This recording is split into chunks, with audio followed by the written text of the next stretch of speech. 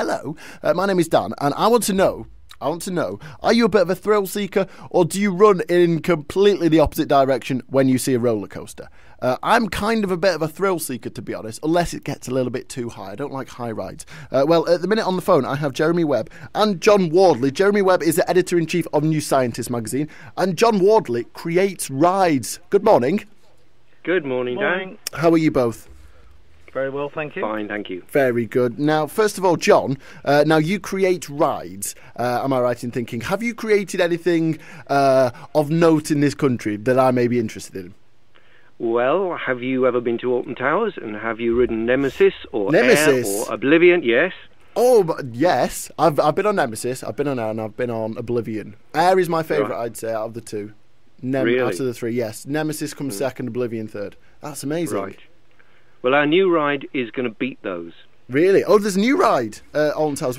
Tell us a little bit about it. Tease me. Well, it's called the Smiler.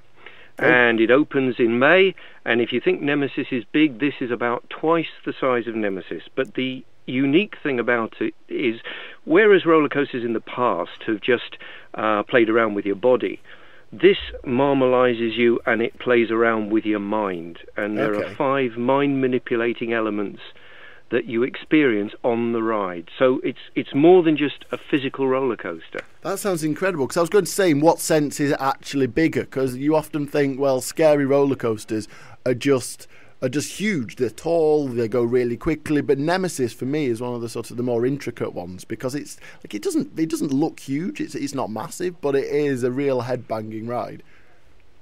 Well, what we've managed to do is to pack more track per metre of space in this ride than any other roller coaster in the world.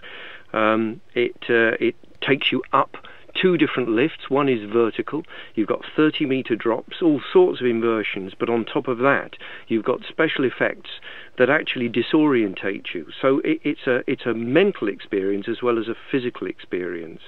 Wow. Now, I'll just come over to you, Jeremy, for a minute. Now, this sort of fight or flight kind of feeling is, I think, related to roller coasters as well. Because some people like them, some people love them, some people absolutely despise them. What's the sort of the science behind it? Why do some people love roller coasters so much? Why do some people absolutely hate them? Well, we're all individuals. We all have our own pet hates and likes, and I think that's what how that works. Some people are extrovert, they want to try new things. Other people are more introverted and they don't like to try new things. And I think there's a lot of that going on there. But then psychologically, if you look at people, we're all made up very, very differently, almost at a neuroscientific level rather than a psychological level. And the way people respond to fear and excitement changes. And in this report, we look at the kind of intricate goings on within the brain of different people. So there's a lot more really nowadays to the roller coaster. It's more of an experience, let's say, rather than just a roller coaster. It's not just sitting in a car for a minute and 30 seconds and going around the track. There's more to it. There's more parts of the brain that are being played with. Does that sound about right? Yeah, that's it really. I mean, some of the people who have studied this have found that rides often work best when they are a narrative, when they tell a story. So you have a build-up where you create the trepidation and the anticipation when you're queuing perhaps, and when you're looking at this massive track that John's just talked about. And then you actually get onto the ride, and it takes a slow ride upwards, and then it drops you off the end. Yeah. And that's where the fear comes in. So you have a few seconds of absolute agony, but then you feel this great sense of excitement and achievement when you get off the other end. Yeah. And that's where the release is. So it's like tension and release. It's like all good drama.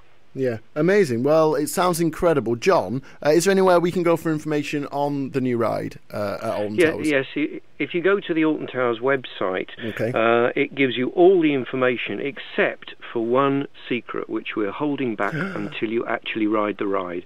And it's a world's first. It's never been done before, and you're going to need to go to Alton Towers to find out just what that is.